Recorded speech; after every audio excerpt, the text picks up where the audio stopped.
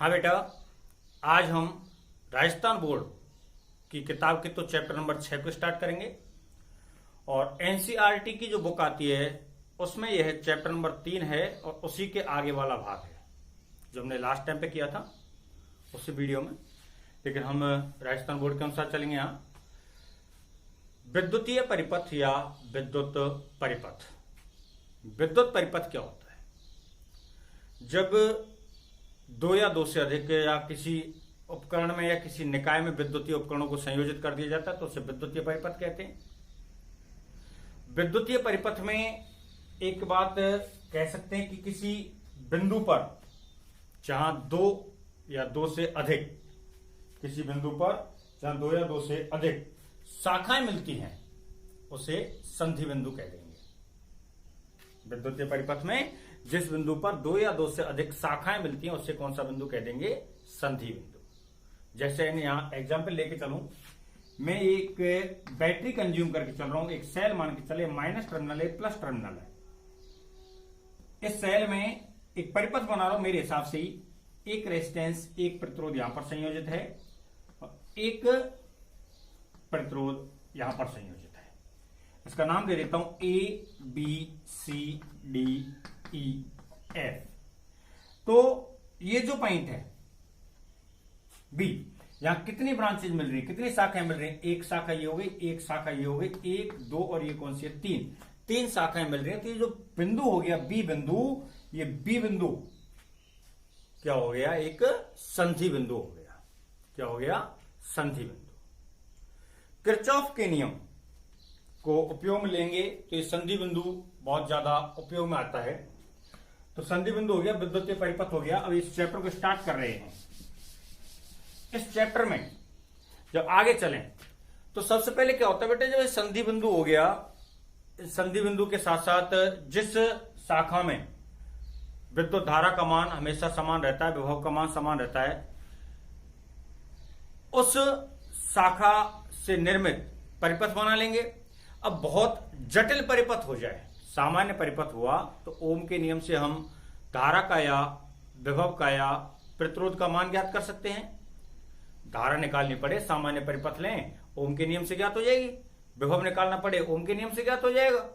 प्रतिरोध निकालना पड़े तो ओम के नियम से ज्ञात हो जाएगा। लेकिन यदि परिपथ जटिल हो जाए, परिपथ कैसा हो जाए? जटिल हो जाए, तो इस अवस्था में क्या होगा? यहां पर किरचॉफ के नियम काम में लिए जाते हैं। क्या काम में लिए जाते हैं बेटा? किरचॉफ के नियम। यानी कि किसी भी विद्युतीय परिपथ में जटिल होने की अवस्था में, कोई विद्युतीय परिपथ लिया, इसके कौन से होने की अवस्था में? जटिल होने की अवस्था में किरचॉफ के नियमों के द्वारा विभव का मान, धारा का मान या प्रतिरोध का मान ज्ञात किया जाता है। तो किरचॉफ के नियम यहां से उत्पन्न करेंगे, लिखेंगे। तो किरचॉफ लॉ क्या होता है? किरचॉफ के नियम हमें निकालने हैं। किरचॉफ के नियम, तो किरचॉफ के नियमों को पहले क्यों काम में लिया गया वो हमने बता दिया है। क्यों काम में लिया गया कि जब परिपथ जटिल हो, कंडीशन है परिपथ जटिल हो, तो धारा का मान, विभव का मान या प्रतिरोध का मान ज्ञात करने के लिए कौन से नियम काम में लिए जाते हैं? किरचॉफ के नियम। किरचॉफ वैज्ञानिक ने 2 नियम दिए थे। कितने नियम दिए थे बेटा? 2 नियम। मैं न्यूमेरिकल के सहित बताऊंगा। 2 नियम दिए थे। पहला नियम जो होता है किरचॉफ का प्रथम नियम कहलाता है, जो किरचॉफ का प्रथम नियम, जो पहला नियम है किरचॉफ का, उसे किरचॉफ का प्रथम नियम कहते हैं। यह नियम विद्युत धारा से संबंधित होता है। किससे संबंधित होता है बेटा? विद्युत धारा से। तो इस नियम को धारा नियम भी कह देते हैं। कौन सा नियम कह देते हैं? धारा नियम। क्यों कह देते हैं? क्योंकि यह नियम किससे संबंधित होता है? विद्युत धारा से। किरचॉफ ने क्या बताया कि किसी भी संधि बिंदु पर, किरचॉफ ने क्या बताया? किसी भी संधि बिंदु पर आने वाली धाराएं और जाने वाली धाराएं अलग अलग बीजगणितीय योगफल के रूप में लिख दी जाएं तो इनका मान एक समान प्राप्त होता है। कोई भी संधि बिंदु ले ले, मैं एक एग्जांपल लेके चल रहा हूं। यहां ये एक संधि बिंदु है, एक धारा सपोज दैट इधर से आ रही है, एक धारा इधर से आ रही है, एक धारा इधर से आ रही है, एक धारा मान लेता हूं यहां से आ रही है, ऐसे ही एक यहां से, और एक और मान लेते हैं, चलो ये है। अब इसमें आने वाली और जाने वाली को तीर के दिशा से प्रदर्शित करते हैं। ये तीर अंदर की तरफ हो गया ओ बिंदु की ओर, तो यह धारा क्या हो रही है, अंदर की तरफ आ रही है। इसको मैं बाहर की तरफ मान लेता हूं, इसको अंदर की तरफ मान लेता हूं, इसको अंदर की तरफ मान लेता हूं, इसको बाहर की तरफ मान लेते हैं, और इसको बाहर की तरफ मान लेते हैं। यानी कि यहां से धारा आ रही है, इसका मान क्या लिख देते हैं, I1। यहां से धारा जा रही है, इसका मान क्या लिख देते हैं, I2। यहां से धारा आ रही है, इसका मान क्या लिख देते हैं, I3। यहां से धारा वापस से आ रही है, इसका मान क्या लिख देते हैं, I4। यहां पर धारा जा रही है, इसका मान क्या लिख देते हैं, I5। और यहां से भी जा रही है, इसका मान क्या लिख देते हैं, I6। तो इस संधि बिंदु O पर जितनी धाराएं आ रही हैं उन सबका बीजगणितीय योगफल कर दो, और जितनी धाराएं यहां से जाएंगी उन सबका भी बीजगणितीय योगफल कर दो, और दोनों के मान को एक दूसरे के बराबर लिखा जाएगा। यानी कि किरचॉफ का नियम क्या हो गया, आने वाली धाराएं, कौन से बेटा, आने वाली धाराएं बराबर किसके हो जाएंगे बेटा, जाने वाली धाराओं के। आने वाली धाराएं किसके बराबर हो जाएंगी, जाने वाली धाराओं के। तो आने वाली धाराएं बराबर क्या हो गया, जाने वाली धाराएं। अब देखो इसमें आ कौन कौन सी रही हैं, एक I1 अंदर की तरफ आ रही है, तो I1 आने वाली हो गई, I2 बाहर की तरफ जा रही है, उधर लिखा जाएगा, I3 अंदर की तरफ आ रही है, और I4 भी अंदर की तरफ आ रही है। तो प्लस का क्या हो गया, I3, और प्लस का क्या हो गया, I4। यानी कि I1 आ रही थी, I3 आ रही थी, I4 आ रही थी। तो इन धाराओं को हमने क्या कर लिया, योगफल कर दिया एक तरफ। तो ये तो कौन सी धाराएं हो गई, आने वाली धाराएं। अब जाने वाली कौन कौन सी है, I2। तो इनका मान बराबर आएगा जाने वाली की, और जाने वाली कौन सी, I2। ये आ रही है, ये आ रही है, I5 और I6 ये भी जा रही है। तो प्लस का क्या हो गया, I5, और प्लस का ही क्या हो गया, I6। ठीक बेटा। तो आने वाली धाराएं I1, I3, I4, और जाने वाली धाराएं I2, I5, I6 ये हो गई। तो आने वाली धाराओं का मान किसके बराबर हो गया, जाने वाली धाराओं के बराबर। अब क्या है बेटा कि अगर मैं पक्षांतरण कर रहा हूं तो क्या हो जाएगा, इनका मान नेगेटिव आ जाएगा। तो क्या हो गया, देखो I1 minus I2 plus I3 plus I4 minus I5 minus I6, और बराबर क्या हो गया बेटा, 0। यानी कि अपने पास टोटल, ये शायद नीचे दिखाई नहीं दे रहा है, मैं इसको ऊपर ही लिख देता हूं, हमने पक्षांतरण कर लिया है। क्या कर लिया है बेटा, पक्षांतरण कर लाए। तो देखो पक्षांतरण में I1 तो थी LHS में, जो I2 थी यहां थी, इसको माइनस कर देंगे इधर, माइनस का I2 प्लस का I3 प्लस का I4 माइनस का I5 और माइनस का I6, और बराबर में क्या हो गया, 0। अब इससे निष्कर्ष क्या निकल गया कि आने वाली धाराओं को प्लस में ले लिया जाए और जाने वाली धाराओं को माइनस में ले लिया जाए, तो कुल बीजगणितीय योगफल क्या प्राप्त हो जाता है, 0। कुल बीजगणितीय योगफल क्या आ जाएगा, 0 आ जाएगा। तो इसको मैं लिख सकता हूं समेशन I बराबर क्या हो गया, 0। और यह क्या होता है, किरचॉफ का प्रथम नियम। कौन सा नियम हो गया बेटा, किरचॉफ का प्रथम नियम। इस नियम को धारा से संबंधित है तो कौन सा नियम कह देते हैं, धारा नियम। और एक संधि बिंदु पर कार्य करता है तो इस नियम को कौन सा नियम भी कह देते हैं, संधि नियम। ठीक बेटा। तो किरचॉफ का प्रथम नियम थ्योरेटिकल है, लिखा कैसे जाएगा, कैसे नहीं लिखेंगे। तो किरचॉफ वैज्ञानिक ने जटिल परिपथों में, पहले अगर किरचॉफ के नियमों के बारे में लिखा जाए तो लिख सकते हैं आप लोग, किरचॉफ वैज्ञानिक ने जटिल परिपथों में प्रतिरोध, धारा या विभव के मान को ज्ञात करने के लिए नियम दिए, जिन्हें किरचॉफ के नियम कहते हैं। कौन से नियम कहते हैं बेटा, किरचॉफ के नियम। ठीक है। ये सामान्यतः दो प्रकार के होते हैं, या दो नियमों को दो भागों में बांटा जाता है। नंबर 1 क्या हो जाता है, किरचॉफ का प्रथम नियम। इसको लिखना पड़े तो क्या लिखेंगे, किरचॉफ का प्रथम नियम विद्युत धारा से संबंधित होता है। किरचॉफ का प्रथम नियम किससे संबंधित होता है बेटा, विद्युत धारा से संबंधित होता है। अतः इसे धारा नियम भी कह देते हैं। क्या कह देते हैं बेटा, धारा नियम भी कह देते हैं। इस नियम के अनुसार किसी संधि बिंदु पर, ये संधि बिंदु हो गया, वो इस नियम के अनुसार किसी संधि बिंदु पर आने वाली धाराओं का बीजगणितीय योगफल संधि बिंदु से जाने वाली धाराओं के बीजगणितीय योगफल के बराबर होता है। किसी संधि बिंदु पर आने वाली धाराओं का बीजगणितीय योगफल बिंदु से जाने वाली धाराओं के बीजगणितीय योगफल के बराबर होता है। ठीक है, यह नियम संधि बिंदु से संबंधित है, अतः इसे संधि नियम भी कह देते हैं। पैराग्राफ चेंज कर सकते हैं। चित्र में 6 धारा I1, I2, I3, I4, I5 और I6 को उनके प्रवाह होने की दिशा के अनुसार दर्शाया गया है। तब किरचॉफ के नियम से आने वाली धाराएं बराबर क्या हो जाएगा, जाने वाली धाराएं। आने वाली धाराएं कौन कौन सी हैं, I1, I3 और I4। यहां पर दिख रहा है बेटा, ये धारा अंदर की तरफ तीर लग रहा है तो आ रही है, बाहर की तरफ लग रहा है जा रही है, अंदर की तरफ आ रही है, अंदर की तरफ आ रही है और बाहर की तरफ तीर लग रहे हैं तो दोनों धाराएं जा रही है। आने वाली हो गया I3, I1 और I4 और जाने वाला हो गया I2, I5 और I6।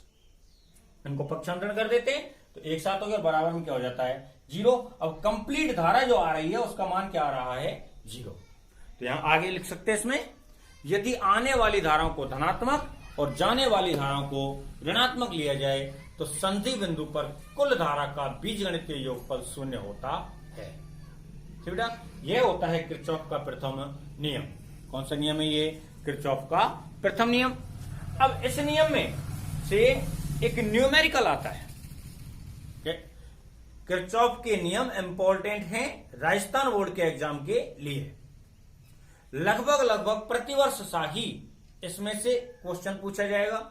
डायरेक्ट नियमों को भी लिखवा सकता है, डायरेक्ट क्या करवा सकता है, नियमों को भी लिखवा सकता है। किरचॉफ के नियम कौन कौन से हैं लिखिए, या इनमें से पहले और दूसरे नियम के अलग अलग न्यूमेरिकल बनते हैं, न्यूमेरिकल भी करवा सकता है। इसके न्यूमेरिकलों में थोड़ा सा एक्सप्लेन करना चाहूंगा। एक एग्जाम्पल यहां ले लेता हूं जो अपनी बुक का ही एग्जाम्पल है, किताब का ही एग्जाम्पल है, तो उसे हम यहां कर देते हैं। वो कह रहा है दिए गए परिपथ में विद्युत धारा I का मान ज्ञात कीजिए। परिपथ बना रखा है एक इस प्रकार से परिपथ बन रहा है। इधर से 3 एम्पियर धारा आ रही है, इधर 1.5 एम्पियर धारा जा रही है। ये ए बिंदु है, ए बिंदु पर से इधर जो धारा बची हुई है उसको क्या लिखा हुआ है, एक्स। हो सकता है इसको लिख दे और हो सकता है इस एक्स को ना लिखे। अगर वो नहीं लिखता है तो अपने को मानकर चलना पड़ेगा, और लिख देता है तो बहुत अच्छा होगा। ठीक है, दूसरा पॉइंट यहां पर डिनोट कर रखा है बुक में, वह है बी। बी पर से 1 एम्पियर धारा ऊपर की तरफ गई, ऊपर की तरफ बाहर की तरफ जा रही है। अब यहां जो थोड़ी सी पॉइंट बच जाता है वो कौन सा हो गया, सी। धारा बच गई सी पॉइंट पे। सी पॉइंट पर से इधर जो धारा जाती है उसका मान दे रखा है 0.25 एम्पियर, और यहां पर जो धारा प्राप्त होती है इस धारा का मान क्या दे रखा है, आई, और पूछ रहा है इस आई का मान। ठीक है, क्वेश्चन बुक का ही है और क्वेश्चन में लिख रहा है बेटा, चित्र में दर्शाए गए विद्युत परिपथ में, चित्र में दर्शाए गए विद्युत परिपथ में धारा आई का मान ज्ञात कीजिए। और धारा आई कहां पर प्राप्त हो रही है बेटा, यहां पर। तो आपको किरचॉफ के प्रथम नियम को अप्लाई करना है। धारा से संबंधित नियम है, किससे संबंधित है बेटा, धारा से। तो प्रथम नियम को जब अप्लाई करेंगे तो क्या होगा, किसी भी बिंदु पर आने वाली धाराओं का योगफल उस बिंदु से जाने वाली धाराओं के योगफल के बराबर होता है।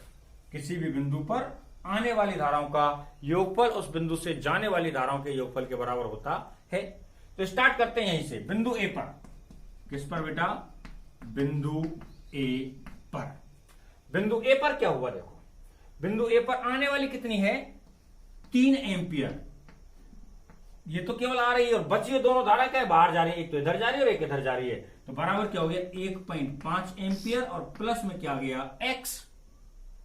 ठीक है, तो एक्स का मान क्या आ गया बेटा, 3 एम्पियर माइनस पक्षांतरण कर दो 1.5 एम्पियर, तो एक्स बराबर क्या आ गया अपने पास, 1.5 एम्पियर। बिंदु ए पर मान आ गया। दूसरा किस पर निकाल देते हैं, बिंदु बी पर। दूसरा किस पर ले लेते हैं बेटा, बिंदु बी पर। अब बी पर आने वाला मान और बी से जाने वाला मान दोनों क्या होंगे, बराबर। और यहां पर ये भाई धारा को बाई लिख रहा है, बिंदु बी पर आने वाला मान और बिंदु बी से जाने वाला मान कैसे होंगे, एक दूसरे के बराबर। तो बिंदु बी पर आ कौन सा रहा है, एक्स, और जा कौन से रहे, एक और बाई। तो एक्स का मान किसके बराबर हो गया, 1 एम्पियर, और प्लस में क्या आ गया बेटा, बाई। एक्स का मान लिख देते हैं, एक्स का मान, या नीचे दिखाई नहीं दे रहा है, आज उल्टा लग गया बोर्ड, तो मैं इधर लिख देता हूं। बिंदु बी पर एक्स का मान कितने के बराबर हो गया, 1 एम्पियर और प्लस में बाई के। एक्स का मान कितने के बराबर हो गया, 1 एम्पियर प्लस बाई के। तो एक्स का मान लिखें, एक्स का मान कितना आ रहा था, 1.5 एम्पियर बराबर 1 एम्पियर, और प्लस में क्या आ गया, बाई। मुझे बाई का मान निकालना है, तो पक्षांतरण कर दो, 1.5 एम्पियर माइनस का 1 एम्पियर, तो कितना बच जाता है बेटा, 0.5 एम्पियर। एक इसका मान आ गया बाई का, यानी यहां पॉइंट पर आ गया, बी पे पॉइंट हो गया। अब कौन से बिंदु पर निकाल देते हैं, सी पर। तो बिंदु सी पर, बिंदु सी पर, बिंदु सी पर क्या हो गया, आने वाली कौन सी है, बाई, और जा कौन सी रही है, 0.25 और आई। तो बाई का मान क्या हो गया, 0.25, और प्लस में क्या आ गया, आई। बाई का मान रख देते, तो बाई का मान कितना आ रहा है, 0.5 या 50 लिख दें, बराबर क्या हो गया, 0.25, और प्लस में क्या आ गया, आई। एम्पियर नहीं लगा, सॉरी, एम्पियर, एम्पियर, और प्लस में क्या आ गया, आई। ठीक बेटा, तो आई बराबर क्या हो जाता है, 0.50 एम्पियर माइनस 0.25 एम्पियर, और आई बराबर क्या बच जाता है, 0.25 एम्पियर। ये एक क्वेश्चन भी हमने यहां कर लिया है। ठीक है, तो यह होता है किरचॉफ का प्रथम नियम। कौन सा नियम बेटा, ये किरचॉफ का प्रथम नियम। किरचॉफ का द्वितीय नियम जो है वह विद्युत विभव से संबंधित है। किरचॉफ का द्वितीय नियम किससे संबंधित है, विद्युत विभव से। अब विद्युत विभव से संबंधित है तो उसे वोल्टता नियम भी कह देते हैं। कौन सा नियम कह देते हैं बेटा, वोल्टता नियम। और इस किरचॉफ के द्वितीय नियम को जब वोल्टता नियम कहेंगे तो इसके द्वारा किसी भी परिपथ में विभव का मान ज्ञात किया जाएगा। क्या किया जाएगा बेटा, किसी भी परिपथ में विभव का मान ज्ञात किया जाएगा। कैसे, पहले एक छोटा सा एग्जांपल दो। यहां हमने एक बैटरी को संयोजित कर रखा है, उस बैटरी में, पहले परिपथ को या नियम को समझने से पहले मैं आप बात कर रहा हूं, एक तो अपन ने प्रतिरोध जोड़ दिया, या प्रतिरोध ना लेके सीधा एग्जांपल ले लेता हूं। एक तो हमने यहां बल्ब लगा दिया, ठीक बेटा। दूसरी, यहां पर एक फैन लगा दिया।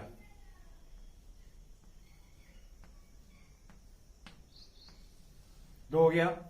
यहां तीसरे स्थिति में कोई भी एक अन्य उपकरण, टेलीविजन लगा देते हैं, और ये परिपथ को पूर्ण कर दिया। तो ये प्लस वाला टर्मिनल है, या माइनस वाला टर्मिनल है, 20 वोल्ट लगा दिया। अब जैसे यहां कुंजी लगेगी तो कुंजी को ऑन करते ही परिपथ में क्या प्रवाहित होगी, धारा, और धारा प्रवाह के कारण तीनों अवयवों पर अलग अलग विभव उत्पन्न हो जाएगा। तीनों अवयवों पर अलग अलग विभव उत्पन्न हो जाएगा। सपोज दैट मान लेता हूं इसका विभव है V1, इसका विभव है V2, इसका विभव कितना है V3। तो कुल विभव का मान कितना होगा भाई, V1, V2 और V3, ये तीन अलग अलग विभव उत्पन्न हुए, तीन अलग अलग अवयवों के सिरों पर, और कुल विभव जो लगाया जा रहा है वो कितना लगाया जा रहा है, 20 वोल्ट का। यानी एक एग्जाम्पल यहां लेके चलें कि एक व्यक्ति 100 रुपए लेकर के मार्केट जाता है और उसे 100 रुपए में वो 3 सामान खरीदता है। पता चला उसने X रुपए का A सामान खरीदा, Y रुपए का B सामान खरीदा, और Z रुपए का C सामान खरीदा। तो ये X plus Y plus Z का योगफल कितना आएगा, 100 के बराबर आएगा।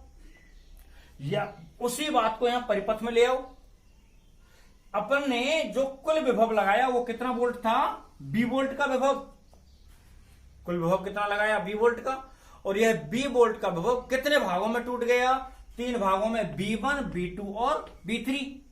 तो B का जो मान आएगा, या V1 plus V2 plus V3 का जो मान आएगा वो किसके बराबर होगा, B के। तो B बराबर क्या हो गया, V1 plus V2 plus V3, और यह किरचॉफ का द्वितीय नियम होता है। यह क्या होता है बेटा, किरचॉफ का द्वितीय नियम। अब इसे ऐसी भाषा में थोड़े लिखेंगे, लिखने के लिए तो प्रॉपर लैंग्वेज चाहिए। तो क्या हो गया, किरचॉफ का द्वितीय नियम सबसे पहले किससे संबंधित है बेटा, वोल्टा से। किरचॉफ का द्वितीय नियम किससे संबंधित है, वोल्टा से। तो इस नियम को कौन सा नियम कह देते हैं, वोल्टा नियम भी कह देते हैं। किरचॉफ के द्वितीय नियम को क्या नाम दे दिया जाता है बेटा, वोल्टा नियम। वोल्टा नियम दे देते हैं। इस नियम के अनुसार, भाषा लिखना चाहे तो कैसे लिखेंगे, इस नियम के अनुसार किसी विद्युतीय परिपथ में उपस्थित अवयवों के सिरों पर उत्पन्न विभवों का मान, लिख सकते हैं आप, इस नियम के अनुसार किसी विद्युतीय परिपथ में, कोई भी विद्युतीय परिपथ ले सकते हैं, किसी विद्युतीय परिपथ में उपस्थित अवयवों के सिरों पर उत्पन्न विभवों का योगफल परिपथ में आरोपित विभव के बराबर होता है। यानी कि जितने अवयव अपने पास उपस्थित रहेंगे, उन अवयवों के सिरों पर जितना भी विभव उत्पन्न होगा, उस विभव का मान या उस विभव के योगफल का मान, जितना विभव हम परिपथ में आरोपित करेंगे, उस विभव के बराबर होता है। इस नियम को कौन सा नियम कह देते हैं, किरचॉफ का द्वितीय नियम। कौन सा नियम कहते हैं बेटा, किरचॉफ का द्वितीय नियम। ठीक है, अब यहां बात करके चलें, किरचॉफ के द्वितीय नियम को परिपथ में अप्लाई करना पड़े तो करेंगे कैसे, परिपथ में अप्लाई करना पड़े तो करेंगे कैसे। मैं यहां एक छोटा सा पहले सर्किट ड्रॉ करना चाह रहा हूं, या परिपथ बनाना चाह रहा हूं, जो एग्जाम्पल भी अपनी बुक का, उसी के आधार पर हम बात करेंगे, जिससे क्या है कि एक क्वेश्चन भी हो जाएगा साथ साथ अपनी प्रैक्टिस के लिए। यहां मैं बुक का क्वेश्चन है, चित्र में दर्शाए गए परिपथों में बहने वाली विद्युत धाराओं का मान किरचॉफ के नियम से ज्ञात कीजिए। धाराएं निकालनी अलग अलग शाखाओं में। तो एक परिपथ बना के चल रहा है अपने सामने, ये एक बैटरी हो गई, minus terminal plus terminal, 14 volt की है, 14 वोल्ट की। यहां पर एक प्रतिरोध संयोजित कर रखा है, और वापस से यहाँ एक बैटरी लगा रखी है जिसके टर्मिनल नेगेटिव और पॉजिटिव ऊपर वाली से अपोजिट लिए। इसके साथ यहां एक प्रतिरोध को जोड़ रखा है, यह सीधी धारा ले आए, और लास्ट में इस बैटरी का जो मान है वह 10 वोल्ट दे रखा है। एक प्रतिरोध यहां पर संयोजित कर रखा है। ठीक है, प्रतिरोधों के मान इस प्रकार से, ये 4 ओम का है, ये 6 ओम का है, ये 2 ओम का है। बेटा नाम दे रखे, मैं तो वो बना रहा हूं, AB CD EF। यदि ये नाम और धारा की दिशाएं नहीं दे रखी होती तो हमको स्वयं निर्धारित करनी पड़ती हैं। यहां दे रखी है तो अच्छी बात है। फिर से कह रहा हूं, यदि धारा की दिशाएं नहीं दी जाएं तो धारा की दिशाओं को निर्धारित करना पड़ेगा। कैसे दे रखा है, इसमें जो परिपथ में धारा प्रवाहित हो रही है, इसको कह रहा है वो I2। यहां जो परिपथ में धारा जा रही है I2 है, ये धारा कौन सी है, I2। ये जो धारा जा रही है इधर, ये धारा I3 है, I3, और यहां पर जो धारा है ये I1 है। ठीक बेटा, ये क्वेश्चन भी दिया है, तो किरचॉफ के द्वितीय नियम को परिपथ में लगाएंगे कैसे, उसके लिए मैं यहां साइड में लिख देता हूं पॉइंट इस प्रकार से, एक एक चीज पे। नंबर 1, प्रतिरोध आ जाए, ये जो माने धारा की दिशा में चले, धारा की दिशा में प्रतिरोध आ जाए, धारा की दिशा में क्या आ जाए, प्रतिरोध आ जाए, तो विभव के मान को धनात्मक लिया जाता है। धारा की दिशा में प्रतिरोध आ जाए तो विभव के मान को कैसे लिया जाएगा, धनात्मक लिया जाएगा। तो इस अवस्था में विभव के मान को कैसे लिया जाता है, धनात्मक। इसी में कह देता हूं मैं, धारा की विपरीत दिशा में, धारा के विपरीत दिशा में प्रतिरोध हो, तो इस जगह पर विभव को कैसे लिया जाएगा? ऋणात्मक। धारा की दिशा में चलने पर प्रतिरोध आ जाए तो उसके मान को धनात्मक लिया जाएगा। धारा की विपरीत दिशा में चलने पर प्रतिरोध आ जाए तो उसके मान को ऋणात्मक लिया जाएगा। पहला पॉइंट। दूसरा पॉइंट, सेल आ जाए, बैटरी, सेल या बैटरी आ जाए, मैं मेरे कंडीशंस के अनुसार बताऊंगा।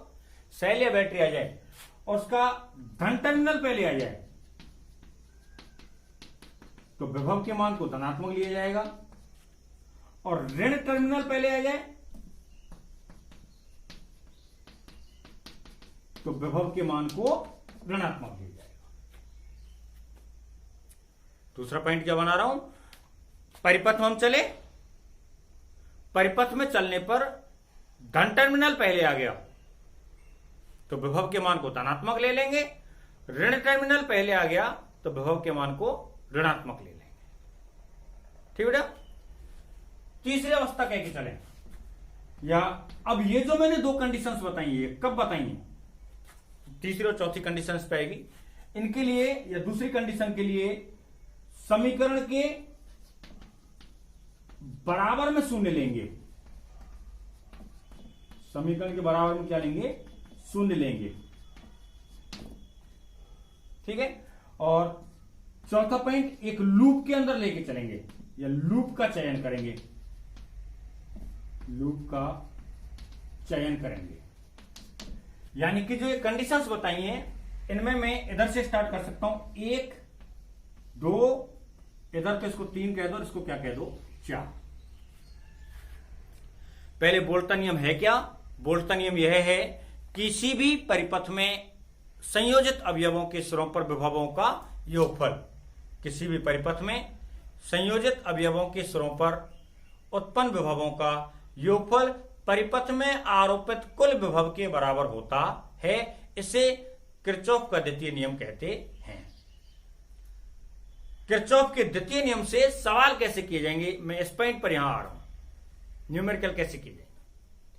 किरचॉफ के द्वितीय नियम को लगाने के निर्देश क्या क्या ले सकता हूं? सर्वप्रथम एक लूप का चयन करेंगे। जैसे हमने ये परिपथ बना रखा है, इस परिपथ में से सबसे पहले मैं एक लूप का चयन करता हूं। लूप अपनी इच्छा अनुसार लिया जा सकता है, जैसे भी अपन मान के चले, लेकिन याद रखना बीच में परिपथ टूटना नहीं चाहिए। प्रारंभिक बिंदु और अंतिम बिंदु एक ही होना चाहिए। जिस पॉइंट से स्टार्ट किया उसी पॉइंट पर लास्ट में आ जाना चाहिए। तो हम यहां से स्टार्ट कर देते हैं ए से, एक लूप इधर ले लें और एक लूप ऊपर ले लेते हैं। ए सी डी बी ए, ऐसे घूम के चले जाओ तो लूप बन गया, नहीं बन गया? यहां पर ये लूप बन चुका है। तो loop A C D B A में, loop A C D B A में, इस लूप में क्या हो रहा है? सबसे पहले लूप का चयन कर दिया। अब मैं यहां इन नियमों के द्वारा चलूंगा। सबसे पहले किसका चयन करते हैं? लूप का। तो सबसे पहले किसका चयन कर लिया हमने? लूप का चयन कर लिया। दूसरी स्थिति में बराबर में क्या लेंगे? 0। तो इधर सबसे पहले बराबर में क्या लिख दो आप? 0। क्या लिखा है? समीकरण के बराबर में क्या लेंगे? शून्य लेंगे। तो समीकरण के बराबर में शून्य ले लिया। अब तीसरा क्या रहा है? अगर पहले, अब ये दोनों इनमें से कोई भी पहला हो सकता है, कोई सा भी नंबर पहले आ सकता है।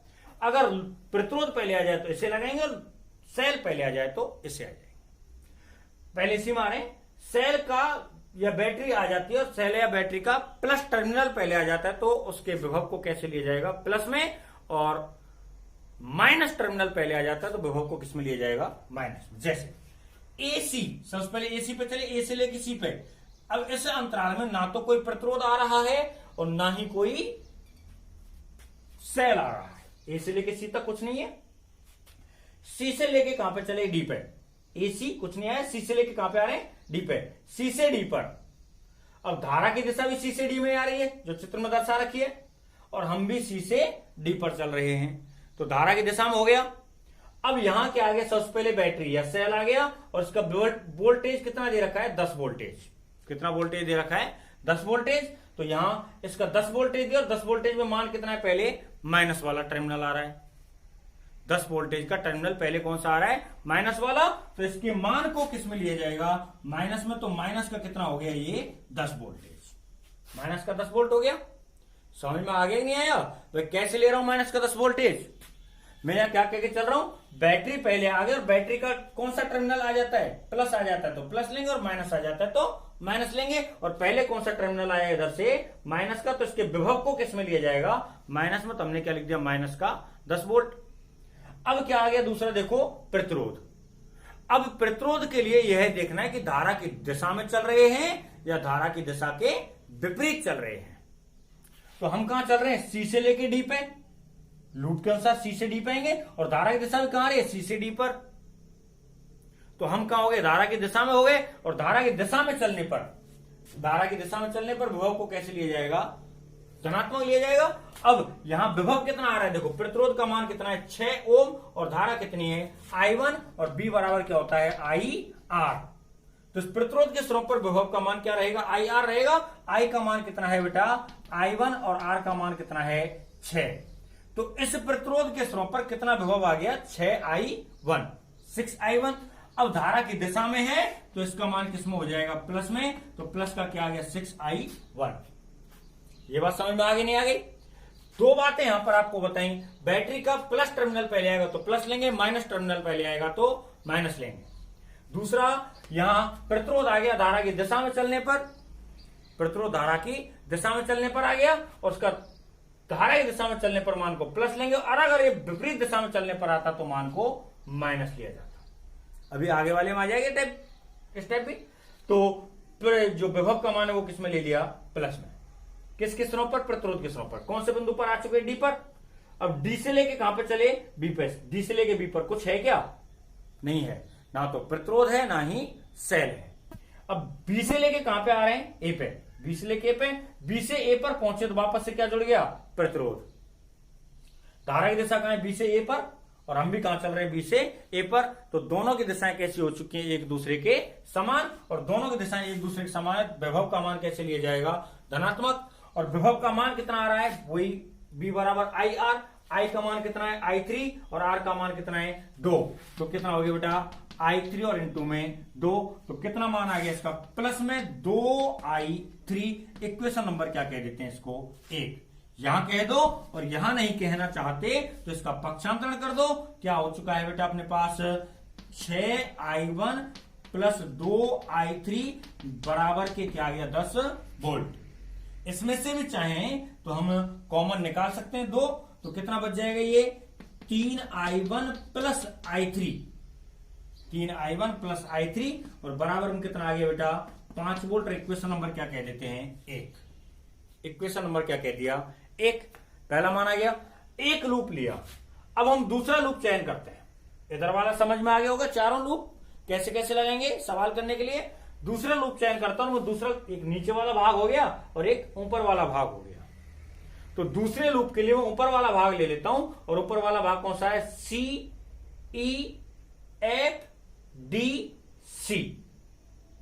लूप यहां से स्टार्ट हुआ, तो लूप कौन सा ले लेंगे हम, लूप CEFDC में। इस लूप में चले, सबसे पहले कहां चल रहा हूं, सी से लेके कहां पर, ई पर। सी से लेके ई पर धारा की दिशा कहां है, देखो तीर का दिशा ऊपर तरफ है, सी से ई की तरफ ही है। तीर का निशान है वो कहां है, यहां जो तीर का निशान आ रहा है ऊपर की तरफ ही आ रहा है, सी से ई की तरफ आ रहा है। तो धारा की दिशा भी सी से ई पर है, और हम भी सी से ई पर ही चल रहे हैं। तो इस जगह पर विभव का मान कितना आ जाएगा, देखें विभव का मान। तो विभव बी बराबर IR। I का मान कितना है बेटा, I2, और R का मान कितना है, 4। तो विभव क्या हो गया, 4I2। क्या मान आ गया, 4I2। तो ये 4I2 को जो विभव का मान आ रहा है, इसको धनात्मक लिया जाएगा या ऋणात्मक लिया जाएगा, देख के बताओ भाई। सोचो एक सेकंड के लिए, मैं तो बताऊंगा यहां कैसे लिया जाएगा, धनात्मक। क्योंकि सी से लेके ई पर हम चल रहे हैं, और धारा भी सी से ई की ओर ही चल रही है। तो कितना विभव आ गया, 4I2। विभव का मान 4i2 प्लस में ले लिया जाएगा, धनात्मक ले लिया गया। आगे आ गया, सी से ई पर पहुंच चुके हैं। अब ई से कहां जाएंगे, एफ पर। क्या जुड़ गया, देखो बैटरी, सेल जुड़ गया। सेल का कौन सा टर्मिनल पहले आ रहा है, प्लस वाला या माइनस वाला, प्लस वाला आ रहा है। तो इसके विभव को कैसे लिया जाएगा, प्लस टर्मिनल आ जाता है तो कैसे लेंगे, प्लस में। तो इसके विभव को कैसे में लेंगे, प्लस में। तो प्लस का कितना आ गया, 14 वोल्ट, 14 वोल्ट प्लस का हो गया। कौन से बिंदु पर पहुंच चुके हैं, एफ पर। कौन से बिंदु पर पहुंच चुके हैं बेटा, एफ पर पहुंच चुके हैं। एफ से लेके कहां चलेंगे, डी पे, लूप में चलेंगे। सी से लेके ई पे, ई से लेके एफ पे, एफ से लेके डी पे। एफ से लेके डी में कुछ भी जुड़ रहा है क्या, नहीं जुड़ रहा। तो कोई मान लिखेंगे क्या, नहीं लिखेंगे। जब कुछ जुड़ ही नहीं रहा है तो कोई मान लिखेंगे भी नहीं। अब आ जाओ कहां से, डी से लेके सी पे, लास्ट में बच गया डी से लेके सी पे। डी से लेके कहां पे आएंगे, सी पे। अब डी से सी में देखो बेटा उल्टा काम हो गया। धारा कहां आ रही है, सी से डी पर, और हम कहां जा रहे हैं, डी से सी पर। धारा तो कहां आ रही है, सी से डी में, और हम कहां जा रहे हैं, डी से सी में। तो धारा की दिशा और हमारे लूप की दिशा एक दूसरे के कैसी हो गई, विपरीत। और विपरीत दिशा में चलने पर, धारा के विपरीत दिशा में चलने पर प्रतिरोध आ जाए तो विभव के मान को कैसे लिया जाता है, ऋणात्मक लिया जाता है। तो इस प्रतिरोध के सिरों पर विभव कैसे लिया जाएगा, ऋणात्मक। तो यहां पे जो विभव आ रहा था वो क्या आ रहा था, 6i1। ये 6i1 किस में हो गया बेटा, माइनस में, और माइनस में 6i1 लिख दिया।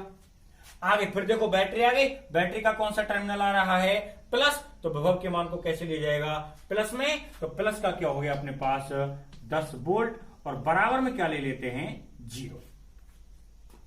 ठीक है। अब यहां देखें, पक्षांतरण कर देते हैं। 14 और 10 कितना हो चुका है, 24।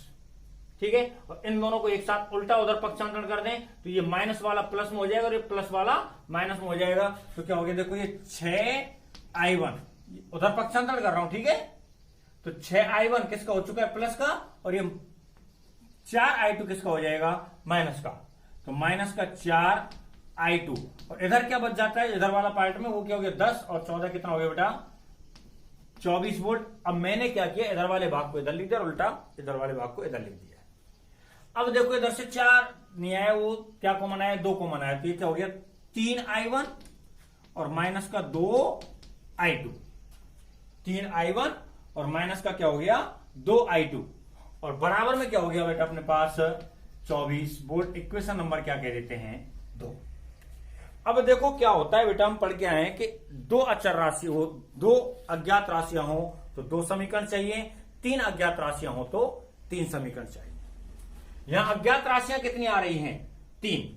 कौन कौन सी, i1, i2 और i3, और हमने समीकरण कितने निकाले अभी, 2। तो ऐसा करते हैं, या तो बिंदु C पर देख लो या बिंदु D पर देख लो। क्या देख रहे हैं, जो i3 धारा है ये यहां पे 2 भागों में टूट चुकी है, एक ऊपर जा रहा है और एक इधर आ रहा है। या ऐसा मान सकते हैं, एक इधर से आ रहा है और एक इधर से आ रहा है, और ये दोनों जुड़ करके कहां जा रहे हैं, i3 में ऐसे जा रहे हैं। तो i3 का मान क्या हो जाएगा, i1 प्लस i2 के बराबर। बिंदु C पर लिख दो और चाहे बिंदु D पर लिख दो। यहां लिख देता हूं बिंदु C या D पर, किसी भी बिंदु पर लिख सकता हूं। i3 का जो मान आ रहा है वो क्या गया, i1 प्लस i2 का इक्वेशन नंबर क्या कह देते हैं, T। यह बात समझ में आ चुकी होगी। अब इस इक्वेशन 1, 2 और 3 को हल करना है। हल करते ही अपने पास i1, i2 और i3 का मान प्राप्त हो जाएगा। ठीक है। अब मैं इसको कर ही देता हूं, जब यहां तक हो गया तो क्या करना पड़ेगा, इस i3 का मान रख देते हैं किसमें, इक्वेशन नंबर 1 में रख दें, क्योंकि 2 में तो i3 आ ही नहीं रहा है। ठीक है। समीकरण 1 में i3 का मान रखने पर तो क्या आएगा बेटा, 3i1, ठीक है, प्लस i1, और प्लस में क्या हो गया, i2। जो i3 है ये i3 जब क्या लिख दिया अपन ने, i1 प्लस i2, और बराबर यहां पर कितना आ रहा है, 5। यानी क्या किया अपन ने, समीकरण 1 में i3 का मान रखा, 3i1 तो है, i3 जब क्या हो गया, i1 प्लस i2, और बराबर में 5 वोल्ट आ गया। तो कितना हो गया, देखो ये 4i1 और प्लस में क्या हो गया i2, 4i1 और प्लस में i2 और बराबर में क्या हो गया बेटा 5 वोल्ट। इक्वेशन नंबर क्या कह देते हैं इसको 4। अब देखो इक्वेशन नंबर 2 और इक्वेशन नंबर 4 को देखना है, इनसे i1 और i2 का मान निकल जाएगा। तो ऐसा करते हैं 4 में 2 का गुणा कर दो, तो ये क्या हो जाएगा 2i2 और ये भी क्या हो जाएगा 2i2, जोड़ देंगे तो 2i2 कट जाएगा, किसका मान आ जाएगा i1 का। तो लिख देता हूं मैं समीकरण 4 में 2 से गुणा कर, किस में जोड़ेंगे बेटा, समीकरण 4 में कितने से गुणा कर रहा हूं 2 से, ऐसे लिख देता हूं 2 से गुणा कर, किस में जोड़ देते हैं समीकरण 2 में जोड़ने पर। तो देखो समीकरण 2 में जोड़ना है तो 2 तो एज इट इज हो गया, 3i1 माइनस के 2i2। अब इसमें कितने का गुणा कर रहा हूं बेटा 2 का, तो 4 दूनी कितने हो गए 8i1 और प्लस के 2i2 और इधर क्या हो जाएगा, ये तो हो गया एलएचएस पार्ट और बराबर में क्या हो जाएगा, इधर तो क्या आ रहा है बेटा अपने पास जो पक्षांतरण करने के बाद हमने एक मिस्टेक कर दिया 24, जैसे एलसीएम यहां पर अपन ने लिया है फिर 24 ना बचेगा, यहां पे कितना बचेगा बेटा ये 12। भाई हमने क्या किया 2 इस पूरे समीकरण में से कॉमन निकाल लिया है, 2 यहां से कॉमन निकलेगा तो कट भी जाएगा और यहां पे कितना बच जाएगा ये 12। ठीक है, तो ऊपर तो क्या बच गया 12 और प्लस इधर कितने का गुणा करना है 2 का, तो ये क्या हो जाएगा 10। अब देखो 2i2 से 2i2 कट गया, 3 और 8 कितने हो गए 11i1 और बराबर 10 और 12 कितने हो गए बेटा 22। तो i1 बराबर कितना आ गया 22/11 यानी कि कितना आ गया बेटा 2 एम्पियर। i1 बराबर कितना आ गया 2 एम्पियर। अब i1 का मान जिस किसी समीकरण में आपको अच्छा लगे उसमें लिख सकते हो आप, चाहे वो समीकरण नंबर 2 हो चाहे वो समीकरण नंबर 4 हो, जिससे किसका मान आ जाएगा अपने पास i2 का मान आ जाएगा, तो 2 में लिख देते हैं। समीकरण